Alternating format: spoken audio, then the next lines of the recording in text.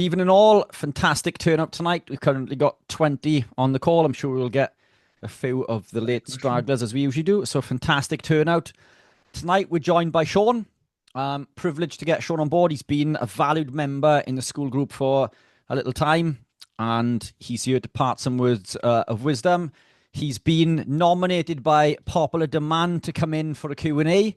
So as you requested, here he is. And now he wishes he put the vest on. I can set mine off. Hang on, no. I'm gonna put my What? t I'm gonna put my t-shirt There you on. go.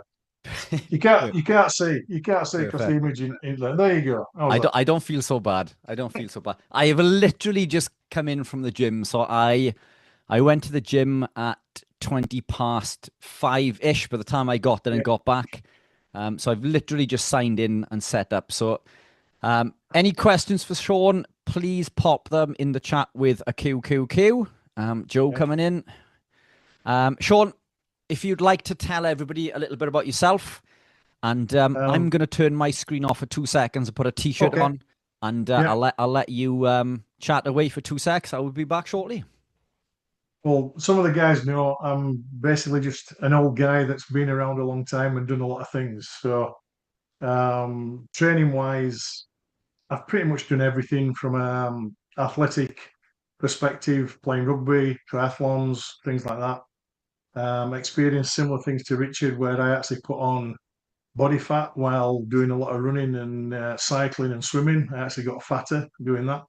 Went back to weight training and basically decided when I changed the food, which I've been carb athlete all my life, from playing rugby right the way through to being about 50 years old, health issues, all that sort of stuff. Again, a lot of parallels with Richard's story.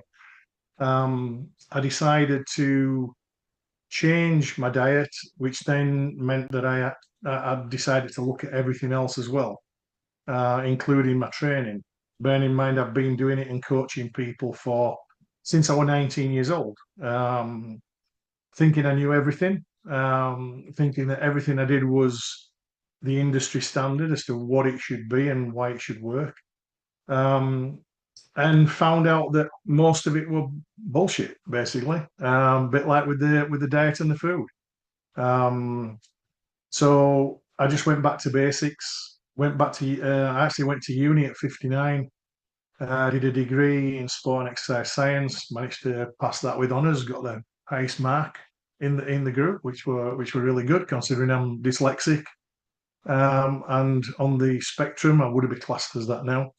Um, and really just changed my whole approach to actual muscle growth rather than a sarcoplasmic pump, which is what people try and get when they go to the gym.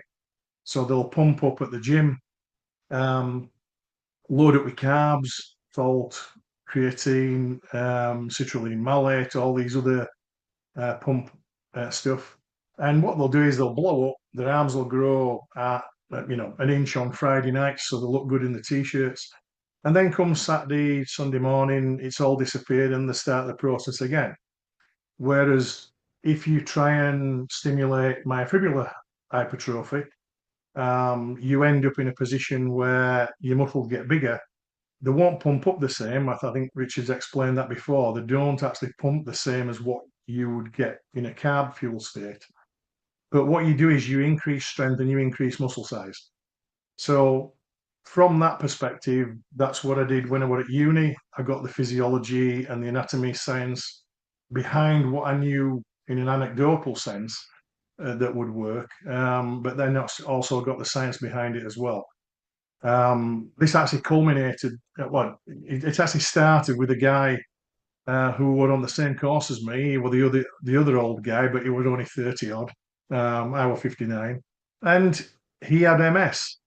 And he was given a program that he was supposed to do, because obviously for neurological conditions, um, weight training is fantastic. It's fantastic for everything. Everybody should do it all through the life. The bigger the muscles are, the bigger your fuel tanks are, therefore you have less response to any glucose or type 2 diabetes issues and things like that. But he really struggled, and he were off probably 30 odd days just in the first 2 terms of uni in the first year. So I redesigned his program, went back to reducing central nervous system fatigue. That was the primary aim initially. So we cut down the reps, we got rid of the junk reps, we changed his routine, we changed his whole approach. It wasn't 5 sets of 10, 5 sets of 12. We got into the stimulating reps much quicker, which then meant that he recovered much quicker. And in the next 2 terms, he were only off for one day. And as people know, like with migraines and things like that, if you end up with something like MS, it used to lay him flat for 3 days, and it wasn't good. So we managed to get rid of that. And the only time he actually had one bad event was when he went to Amsterdam and decided to partake of all their exotic chemicals and things while he were there. So when he came back, that's when he had another relapse. But that was just for one day. So he even recovered quicker from that. So that's the basis of the training program that I use and I run, and I run it with quite a few people. And that's what it literally is. It's all about stimulating the muscle with the least amount of repetitions, but also programming in the correct rest periods in between so that your ATP recovery is improved, which then means that the reps that you're actually doing are the ones that are actually making muscles grow. So that's pretty much it in a nutshell. There's a lot more as well, but I'll let people fire away rather than me talk. Brilliant stuff, Sean. And I think there are so many misconceptions in regards to muscle building, hypertrophy, athletic performance. Let's let Helen in. I was in the gym yesterday, and the gym that I go to is it's a locally run like council gym, and most of the people who work there don't look like they are fitness. Some of them do. Most of them don't look like they work out. And I've always been a big believer in practice what you preach. And on the counter, they have lots of products for sale. The products are chocolate bars and sweets. And I'm thinking, even at a basic level, whether we talk about glucose or carbs, we know that these sweet treats they're not good for us. So in a facility in which you're trying to teach people to be fit and healthy, why are these products there? So that was the first thing. When I walked in yesterday, the manager of the gym was there, and he had a tub of protein open. I didn't know at the time I think it was his protein. I thought that they were selling it. And my instant reaction was, and I shouldn't have said this, and I regretted it after, but I said, I bet it's full of shit. And he, like, quite aggressively turned around and said, and while storming off, but it gets you big. And because he knows what I do, and he stormed off and like slamming doors, and I thought, right, I clearly offended him. I realized after that it was his protein, so sort of he probably took it a bit personal. So next time I see him, I'm going to apologize because I didn't mean to offend him by saying that. But my point to this is that the protein that he had was full of shit, full of chemicals, anti-nutrients, incredibly high in carbohydrate, and the community in the gym is so heavily committed to carbs building muscle. Carbs have zero impact on building muscle when adequate protein is consumed. So providing we consume enough protein to elicit that response, that mTOR activation, which is done via leucine, carbs do not further increase muscle protein synthesis, but what does further increase it is fat. So protein with fat further increases muscle protein synthesis. And these are studies that I've mentioned a number of times when I've been presenting on athletic performance. I've been to the gym today, and everybody there, with their sugary treats and their bars and their carbs, and they're either like this or they're, and I don't mean that to offend anybody, but it's. I was that person, so I got to that, so But it's so hard and incredibly disconcerting when I came away from bodybuilding. I had 5 years away from resistance training. As you guys know, I've had a couple of months back, and I'm gaining muscle, hand over fist. I don't look the way that I did there, but in a vest, I'm 7.5% body fat. I did an in body on Monday, 7.5% body fat. I've got the D curve, very pronounced D curve on the in body, so it's an athletic shape. Very, very low body fat. My visceral fat is 1, and my dry protein, it was high anyway, considering I haven't done any resistance training for so long, and I'm in the gym training, and it's just the proof is in the steak. And I'm telling people, but they still. Do you find it difficult when you see this in the gym and you work with clients and they keep coming back to carb and they keep coming back to, how do you deal with that? It's really difficult. I mean, I noticed it more at uni. I mean, I've just answered a question about the nutrition side at uni and the fact that everybody's pushing vegan, and yet there's all these chocolate bars and nobody can do a workout without a monster. And yet they're not even working out at 20-30% of capacity. So, they're using energy, or they're taking in all this crap. And it's a miracle thing that they're taking in, but they're not actually working to stimulate muscle growth anyway. So it's that kind of, I don't know, it's like an illusion. And they can see, they can see other people, either people I'm working with or myself as being, 60 odd years old and lifting more now than I did when I finished playing pro rugby at 35. Which I never thought were possible because obviously you lose everything as you get older, supposedly. But you only lose it if you stop weight training. Literally, that's the thing. And the first thing to go is your backside and your legs, and then everything else just follows on from that. So you end up with less area in which to store glycogen, more goes into your blood, blah blah blah. Everything increases, type 2 diabetes and everything else. So it's difficult. I mean, as you said, you see guys, which I was, 350 pound, 50% body fat. I became that guy, and I'm walking around with all these calories, well, not calories, energy on my body, thinking, well, I'm training in a gym. I need fuel to train, but I'm carrying so much of it. It's just then teaching people how to access it. I think that's one of the big killers, especially when people are healing, with the fat and the protein. You can get to a stage once that's got to a certain level where you then have to decide, well, I now have to try and access my own body fat for that energy. And even if you access it, you then have to utilize it before it gets reabsorbed. So it's that kind of area where I'm looking into more now. I'd love to be 7% body fat. I've never had I've been single figure body fat, even when I played rugby, and I had to put more on, purely to stop getting injured. Yeah. But that is, I've never had the commitment to go to that level. I might do it. I still might do it. I don't know. We'll see. We'll have to see There's how a we challenge. go. Yeah, Yeah. the interesting thing with that was that, and again, this comes back to these incremental steps, isn't it? These incremental journeys. The first competition I ever competed in. My body fat was quite high, and I could not break through this. But then every year, I would compete a number of times, and I would perform a number of cuts, which isn't healthy, by the way, doing yo-yoing back and forth. But every time I managed to break through the plateau and get a little bit leaner and a little bit leaner.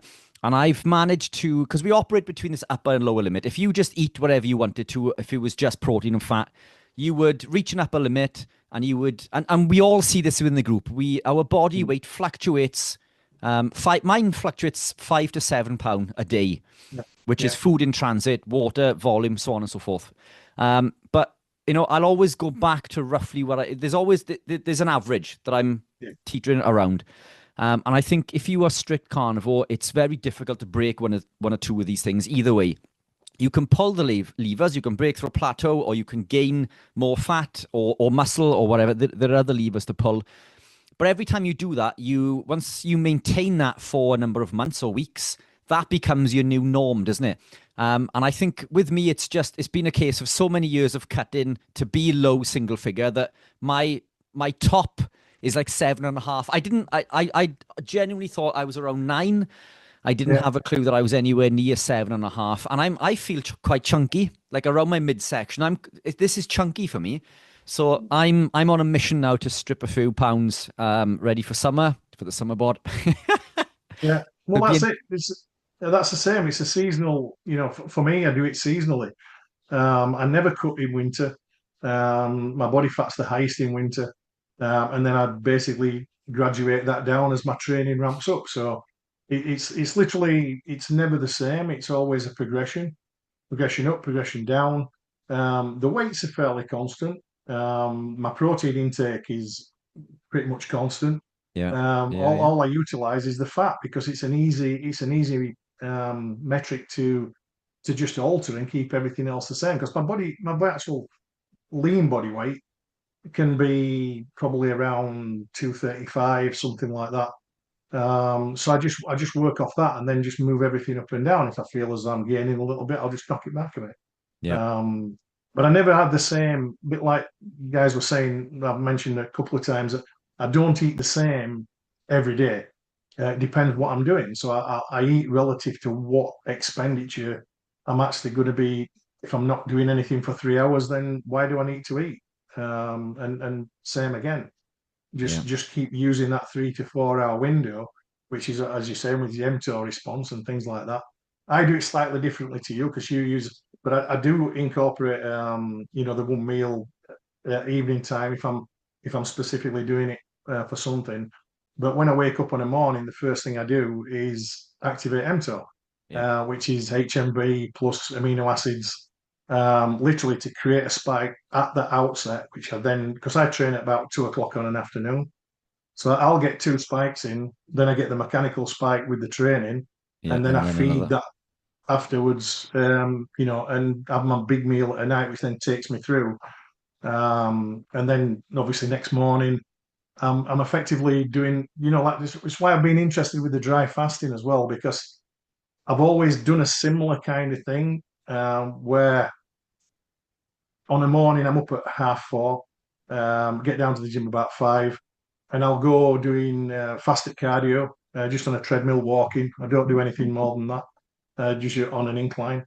But then I remain fasted for probably till 6, 7 o'clock in the evening, and I'll do that every other day when I'm training fully. I knock the cardio back during winter, but I always have a baseline that I worked at. Yeah.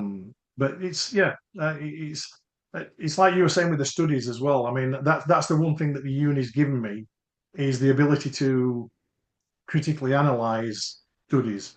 And And most of them are I'll always shoddy, be and good. most of them are Oh, shoddy, which I mean, is when you look at at best. something simple like a bicep curl, what is a bicep curl? Everybody does it wrong. I mean, literally every single person does a bicep curl wrong. They don't activate the biceps, they activate brachialis or brachioradialis muscles, whichever. They're not stood in a scapular plane. It's literally totally wrong. But they always measure hypertrophy and say, oh, hypertrophy does this. And we've measured it with an ultrasound. Ultrasound cannot measure hypertrophy. It physically can't do it. It's like having a balloon filled full of water and oil.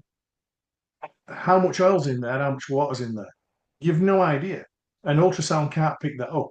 So they all say they just use a measurement to say, oh, it's got bigger, so therefore it is muscle hypertrophy. But it could be sarcoplasmic swelling. They've literally got no idea, but they use it. People then use that studies to reinforce either selling a product or selling a process.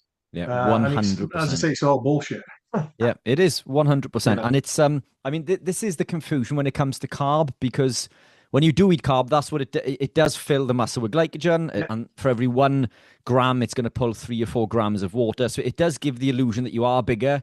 does give the illusion that you have built muscle. It does add leverage, I believe, so it can allow you to lift more, but there are other ways that we can do that. And when you adapt, we do this through other mechanisms when we fully adapt, which we can get into. But there are a couple of calls here, Sean. So a couple of questions. I know we're in between ourselves. Sorry about. I know. Podcast didn't come in. That'll be fantastic. Let's do that. So Laura says, do you eat or take anything before the gym or straight after, as in your typical pre-workout or post-workout? Yes. Literally, that is the main focus of what I do when I'm going to the gym.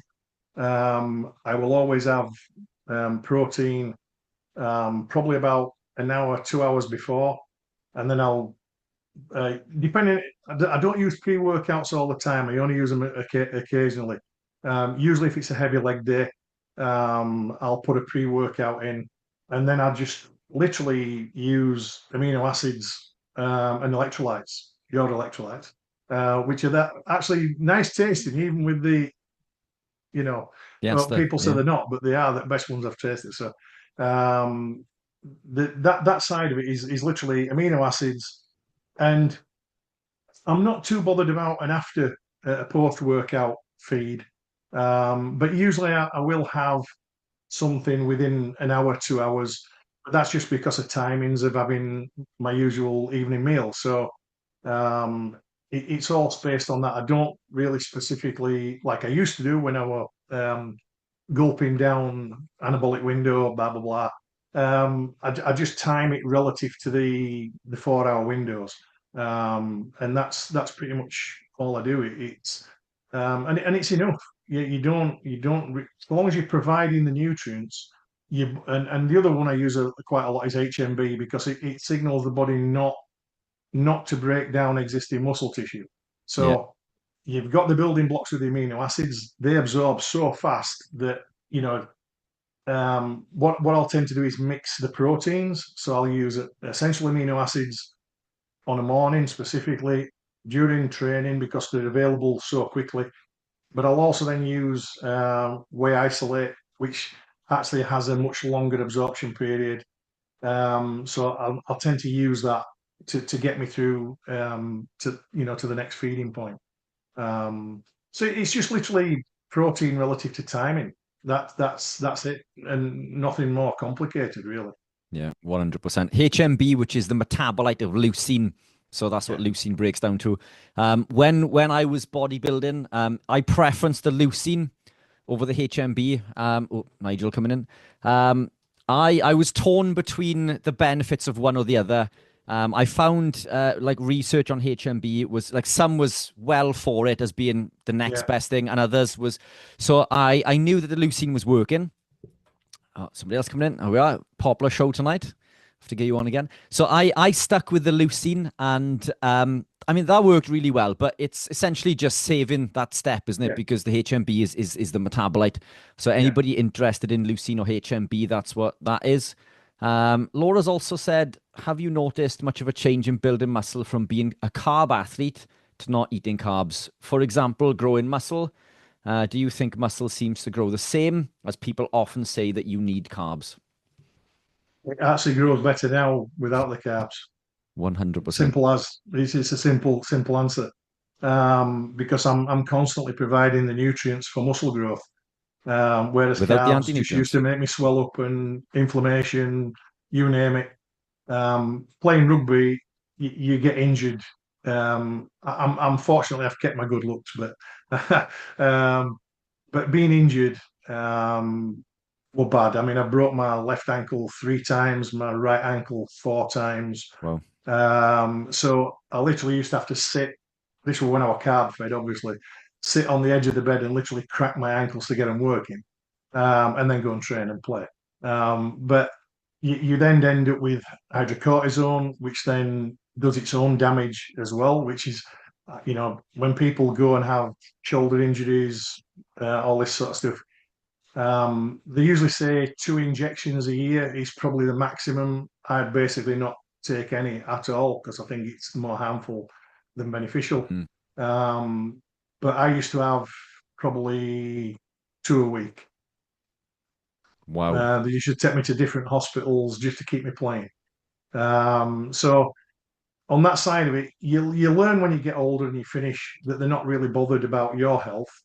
They're actually bothered about forming and whether they win or not, and that's it. And that was a semi-professional. That wasn't even full professional. So it was still a semi-professional sport when I played it back in the day in the 80s. Yeah, it's incredible, isn't it? And it's incredible what we push our bodies for in order to achieve certain things. And that Yeah, isn't, and I'm not saying that to stop people achieving goals, because I think it's important to have goals and to achieve things. I mean, I'm glad I did bodybuilding, but it's not healthy. Like it's, the training, the resistance training, fantastic, but the constant dieting, and it was proper dieting. You're talking incredibly restricting to get down to 2% body fat. That's not healthy, and then bloating back up when you binge after and so on and so forth. But same as you, I'm sure that despite all of those things, you wouldn't change them, because it's those no, things that have taught you, from those mistakes you've learned, and now you're able to teach other people. So I don't think we would change anything that we've done. Is that fair to say? no. I wouldn't change it. It's the hardest part for me. We just had a reunion not so long ago, about a month and a half ago, and all the guys that I played with look old. I mean, really old. It's like it's strange because I don't see myself like that.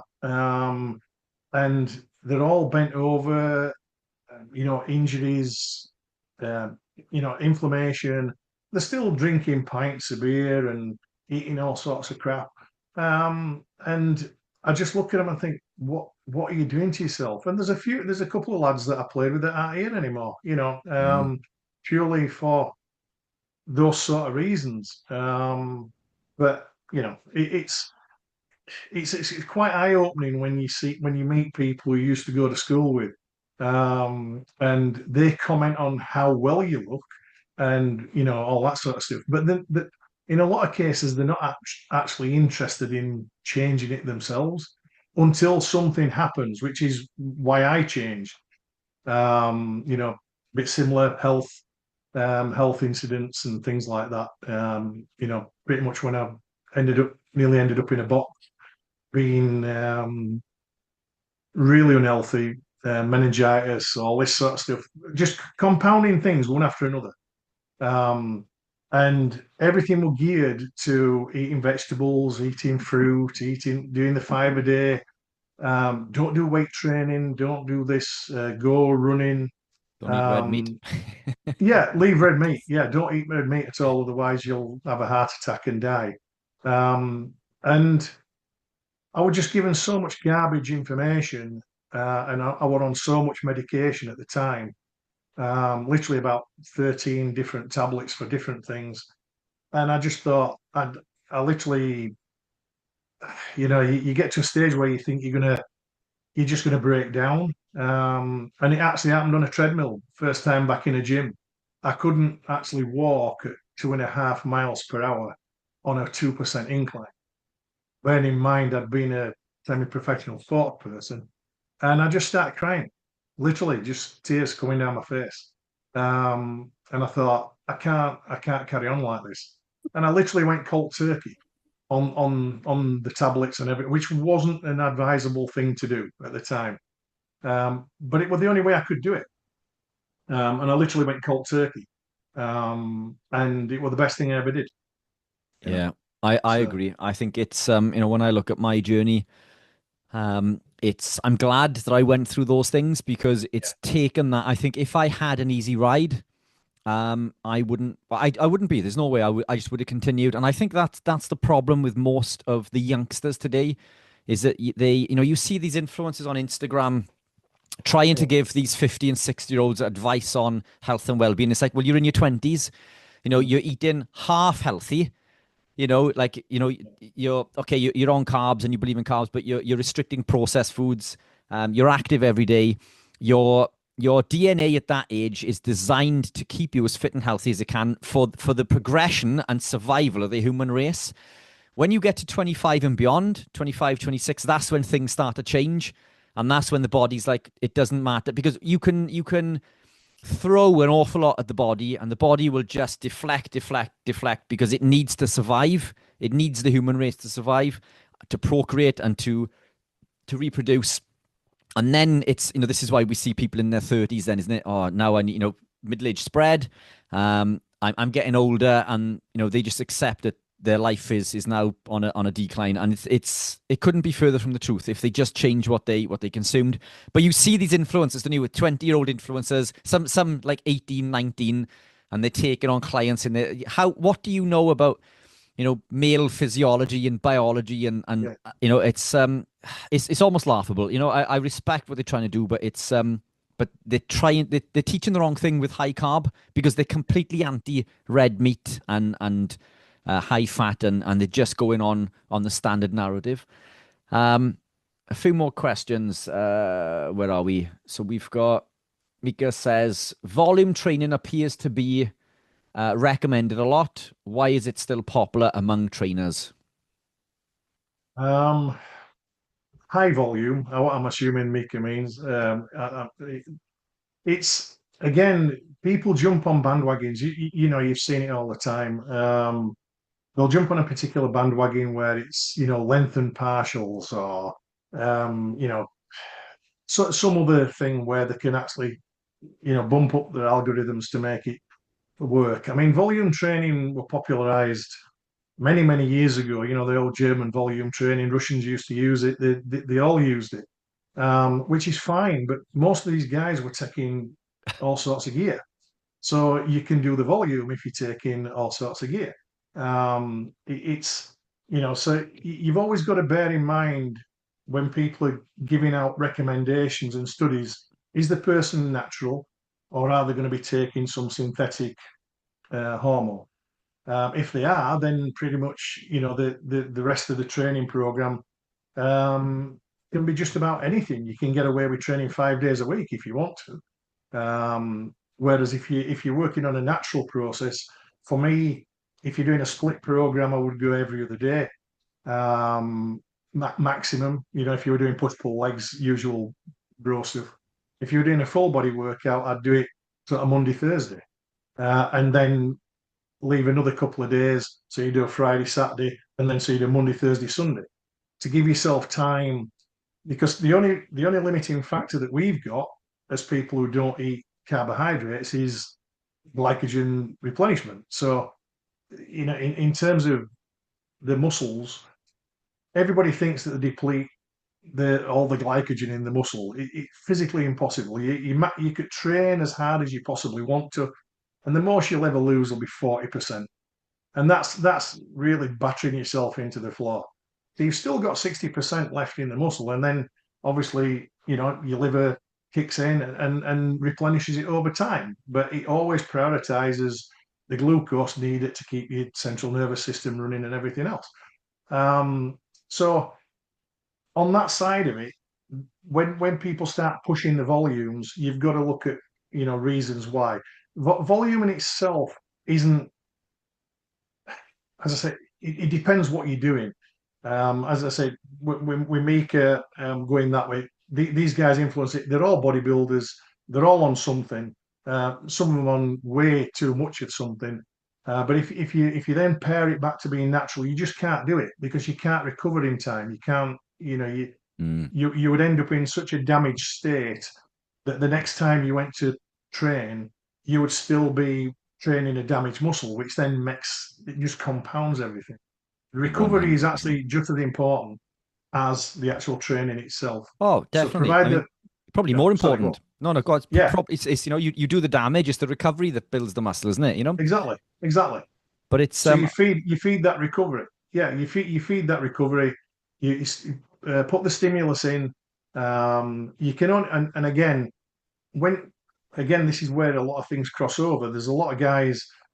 If you're a newbie and you've never trained before, you could lift a can of baked beans up 50 times and still gain something from it.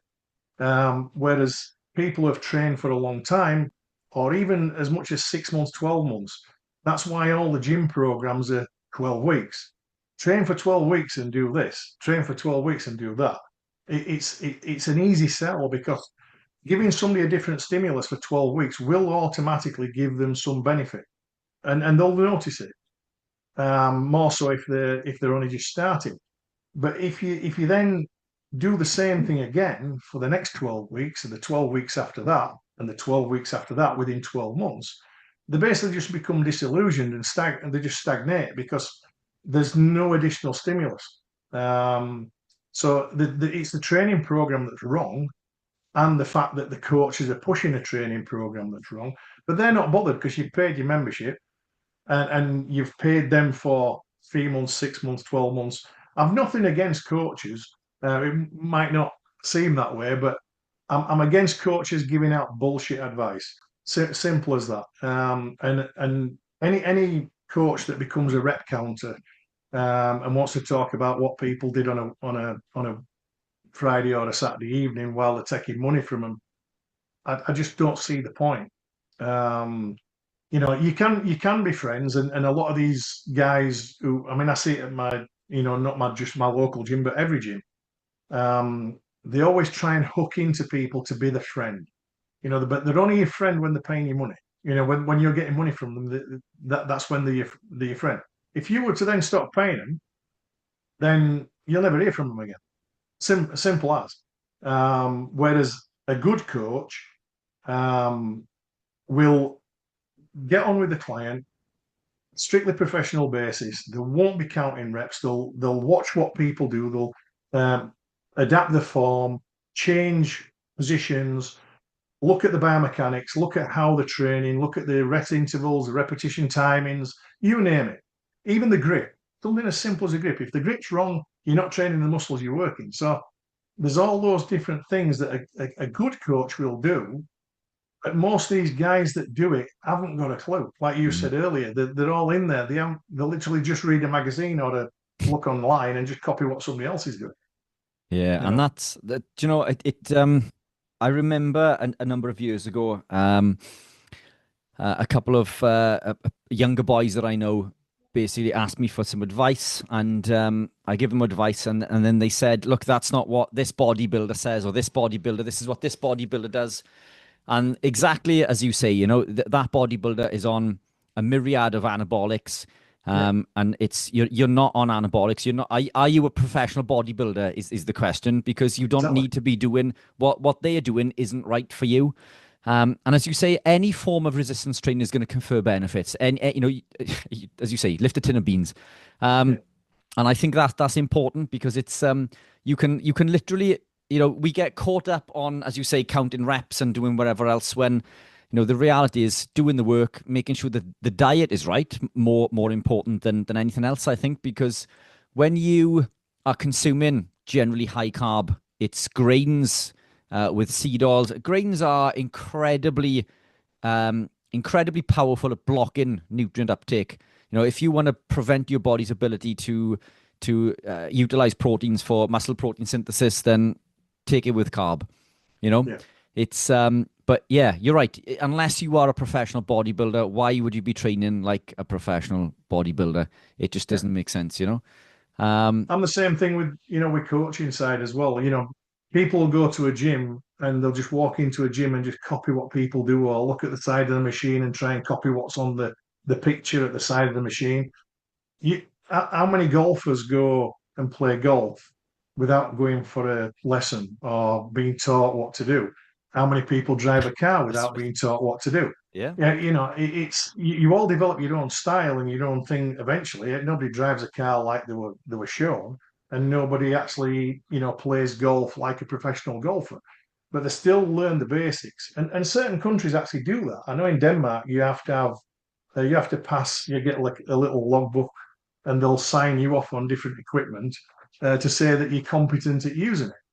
I mean, I see so many guys and girls down there doing exercises which are just going to, especially in the shoulders, shoulder press machines and things like that. mm, There's some really bad ones. yeah. Oh yeah, 100%. A couple of other questions. Let's get through some of these. Sean, where are we? So there's Yeah, question from Paul. What rep range would you recommend for a 65-year-old who has had a few years off the weights yeah. while sick with metabolic disease? Basically, it's a similar kind of thing to the CNS because you don't want to overload your recovery. That's the key thing. But the muscles respond. Um, I'm stimulating reps. There's a it's whatever that is. But really, if you're pushing yourself to fatigue, people think that you've got to use lightweight reps. Light weights, lots of reps. Personally, I don't see the point. I think it has value in medicinal recovery, like BFR training and things like that, where you can stimulate muscle repair to some degree using those techniques. But for me, what I found is that if you're working initially, you've got to find the, the key things that I work off is the first one is I use time under tension. That doesn't build muscle. So that that's we'll get that out of the way. But what it does is it allows you to feel the muscle that you're actually supposed to be training. So using that time under tension principle, if you can't feel the muscle that you're training, then you're actually doing the exercise incorrectly. So you can actually then work around that to feel the muscle so that you do feel it correctly. But you're doing that with a light weight, but in a safe environment. So you actually go to failure, you go to volitional failure, but you're doing it with an ultralight weight that won't cause you any damage. The biggest problem for most people is they use too heavier weights, wrong technique, wrong form, and they end up getting injured. The next phase is to actually find your working weight. You only need 3 reps of each weight to do that. So let's say, for instance, you were doing I don't know, bicep curl. You start off with 5 kilos on a bicep. It might be 2.5. It depends who it is. And then what you do is you do 3 reps. You put the weights down. You might do 5 kilos. Put the weight if it were easy. 7.5 kilos if it were still easy. And this is where the problem happens in the gym is that most of the gyms go up in 2.5 kilo increments, which is way too high for a small muscle group. Mm. So I use micro weights, which basically are 0.25, 0.5, 0.75 in increments right the way through that range. So once you get to a point where you're starting to struggle on 3 reps, you might only have to go 0.25. Now that then becomes your working weight for your phase 3, which is what I run is like a phase 3 program. And what you then do is you do 60%, 75, and 90% of that. And you do 3 reps of each, and then you'll do your working set with the full weight. So once you've done the full weight, um, you might get 5 reps, you might get 6, you might get 8. It doesn't really matter in terms of the reps that you do. You then take a rest after that, and you do the same weight again. I'm not in for drop sets because to me, once the muscle is fried, it's fried, and all you're actually doing is eliciting more damage to the muscle, which then takes you longer to recover again.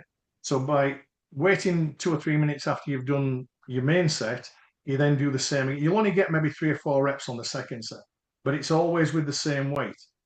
And that then once that's done, that's finished. That's it. So it's literally doing probably what 10, 19 reps. 19 reps in total, including your 3 warm-up sets and your 2 main sets. 19, 20 reps max is all you need. If you're progressing it in a logical format. You can do it with more reps. It just means that you're effectively doing more work than what you actually need because the only effective reps are the ones at the end anyway. But it's not to say that you can't do that. I do have one guy who is more into he's an endurance guy, and he prefers. He says he feels it better using 8 to 10 reps. So you've always got to work. It goes back to my physiology teacher at uni, Matt Haynes. He always says it's specificity in everything. So no matter what you think it is or what you want to do, it's always what the person thinks. So you've got to have a little bit of flexibility. Yeah, 100%. Eleanor says, when you are accessing your own body fat, does it provide nutrients to sustain your body, like in a prolonged fast, for example? I think you'd be more better at answering that than myself. But So you know, yeah, it's I think to some degree, but most of that's just going to be utilized for energy, isn't yeah, it? It's yeah, beta oxidation and ketone production. I think it's to a degree, but I think these things are not on-off switches, are they? And we no, look at them as one or the other, but it's always a balance between yeah, a number of things. And I think when we look at a cortisol being high and low, for example, cortisol was yeah, always there. It's insulin's always there, glucose is always yeah, there. Glutamate and GABA, all of these things are always there. It's just they're not on-off switches. So I think to a degree, but to be honest, most of that is going to be used for energy production, or as you say, restored, reabsorb. Yeah, if you're reabsorbed not using it, yeah. as the body I know fat. for the, I know it's same with the mTOR AMPK, exactly the same thing. It's like a dimmer switch. One's up, one's down. Exactly the same thing. 100%. Um, so we've got a comment from Ant. I'm also about to get back into the gym and would like to hear your advice on a good all-round program to get going on. I have done one set of failure style programs before, once a week, and 5x5 type programs, Yeah, 3 times a week. yeah, That always seemed to be a bit much, and I didn't produce much over the once a week to failure type of program. 54-year-old. yeah. I mean, basically, the program that I run is designed just purely for that basis. I mean, anybody can have a look at it. See if, I mean, I can explain it. Put it out on the thing. On the school group if anybody's interested. But the key thing for me with all this, the 5-5 program works, but a lot of these programs tend to be powerlifting programs. So they're good for strength. The downside for me is when people are using barbells all the time. If you're using a barbell, especially for bicep curls, shoulder press, even bent over rows, things like that, anatomically you're not in the right position. So you're having to make compromises all the time. Whereas with dumbbells, the actual scapular plane on which that you should be working on is actually always in line. And once you get that, you see an anatomical position in a diagram, we don't stand like that. That's just purely for reference, for medicinal reference. So we actually, most people stand with the hands internally, the hands and humerus internally rotated, shoulders internally rotated, because of how we live. We drive internally rotated. We sit and eat as meals, and even sat at the computer now, we're sat with us shoulders slightly forward, internally rotated. Mm. Now, the biggest problem with that is that when guys, especially the coaches, the online people, they always miss one key thing. And it's always about scapular retraction, scapular protraction, elevation, depression, whatever. And that is important, but it's not for me, it's not the primary driver. So the scapula has to move, and it has to be able to move efficiently when you're actually lifting weights. But the thing that controls that, the thing that's actually the only thing that's connected to your upper torso is the clavicle, a sternoclavicular joint. Now if that breaks, cyclists, anybody that falls and puts the hand down, all the right side, left side of your body is completely useless. It's of no use whatsoever. So if you actually feel your clavicle and push your clavicle back, you actually, you retract your clavicle. That's a totally different thing to actually sort of pulling your scapula back. When you pull your scapula back, all your traps and everything just knit up into a big lump at the back. Now what that does, that brings your arms in and pushes your hands out, which is actually not a good stacking position to actually bench press or something like that. Whereas if you actually push your clavicle back, your scapula automatically rotates, but your hands stay stacked over the top of each other anatomically. So it's the clavicle that determines that position. People can try it. You can actually, if you actually put your hand on your clavicle and you feel your chest, your pec muscles, once you push your clavicle back, you can feel it. You can actually feel it going into full retraction. And then the same as you're going forward, people just push with their hands and their arms. even more so. So if I'm, you can actually, when I'm pressing, they're just basically just doing this with their hands and their arms. Does nothing. Whereas if I'm in that position and I pull that back with my shoulder, keep my arm straight, you can see how much I'm moving, but my elbow's not even bending. So the clavicle traction, retraction, whatever, that's the same principle both for benching, especially for a chest, because if you're in that position and your clavicle moves forward, your arms come together in the middle. So straight away, if you actually do, if people actually do that and feel it, push your clavicle forward as far as you can and feel your chest. It'll actually be fully contracted with no weight at all. And one of the easiest ways to actually feel that is on like a TRX, the TRX bands. So your TRX bands, your hands will automatically be in this sort of position. You'll go into full retraction. Scapula will automatically, just all you have to think about is your clavicle going back and your clavicle going forward. That's all the rest of it just moves on its own. 100%. But none of the other guys actually use that. Yeah, love that. Couple of questions. We've got a few other questions. So no more questions, please, guys. We've got plenty to take us up to the hour. I've lost where I am. Where are we? So Rich says, will you tell us a little bit about your app and your YouTube plans, please, Sean? Yeah, it's that's the one thing. I'm not trying to jump on other people's programs, and obviously, I'm not doing it to. I'm fortunate enough that I don't have to do it to make a living in that sense. I'm doing it purely at the lowest possible. The school group and obviously what you've done, just made me want to do it. So it's literally just a school group just based on resistance training. That's it. So the whole idea was then if anybody wanted to do the nutrition side, I will push them onto this.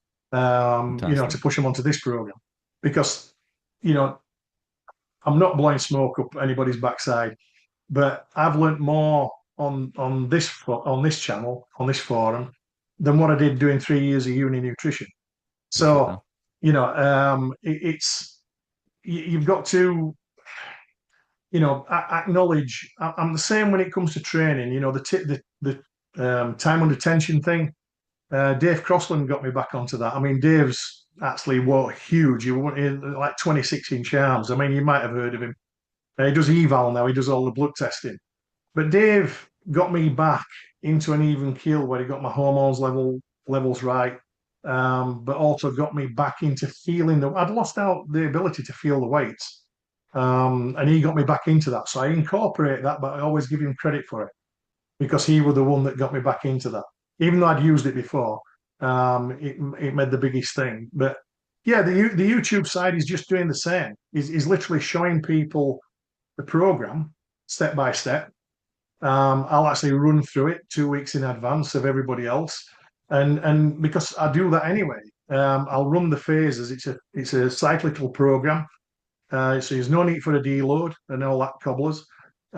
Basically, you run the program, you then recycle it, start again, but at a higher level. So you're just basically going up a set of steps. You get to a point, you go back to the beginning, reinforce the positionings and all that sort of stuff. If you're happy with it, you can bypass phase one, but then you go back into your 3 phase and the actual program itself at a higher level. So you're constantly progressing, and people say, the hard part is when people are on machines at the gym, like I mentioned before, they'll get to a certain point where they'll think, oh, I've hit 50 kilos, but I can't hit 55. I'll just do more reps. But the more reps don't build more muscle. It's only the addition of the weight that actually builds the muscle and makes the fibers grow. So by doing that, you just basically, by using these micro progression weights, you can go up. If you go up 0.25 of a kilo and you do that for 52 weeks, then straight away you've gone up, 14, 15 kilos a year without doing anything. That's the reason why I'm actually lifting more now than I did when I finished playing rugby at 35. Which is incredible. And what's the name of the school group, Sean? It's just WHWI do, which is basically what, how, why I do what I do. That's literally what it is. Well, send that to me, because what I'll do, I'll pop that into the comments when we repost this, so everybody can see that, and feel free to promote that in the group by all means. And in regards to the YouTube, I think we should do a YouTube podcast, which we can maybe cross-pollinate, or at least we can promote it from mine to yours. But we'll talk about that anyway. Cool. A couple of other questions. We're close to the time, but we've got a couple I think we can get through quickly, Sean. Pat says, how do you... If anybody's got any more questions, they can just post them on and I'll answer them anyway. It's not a problem. Fantastic. So the couple of others. Pat says, how do you measure body composition? Have you had a Hume body pod? Do you have a company or product that you recommend? I'm not a gym goer, but quite fit, 64-year-old woman, want to build some muscle, and I want to measure progress. Before you get into that, I'll show you mine. So I think Laura's used it. Yeah, that's it. So it's the InBody, which is the one I done yesterday.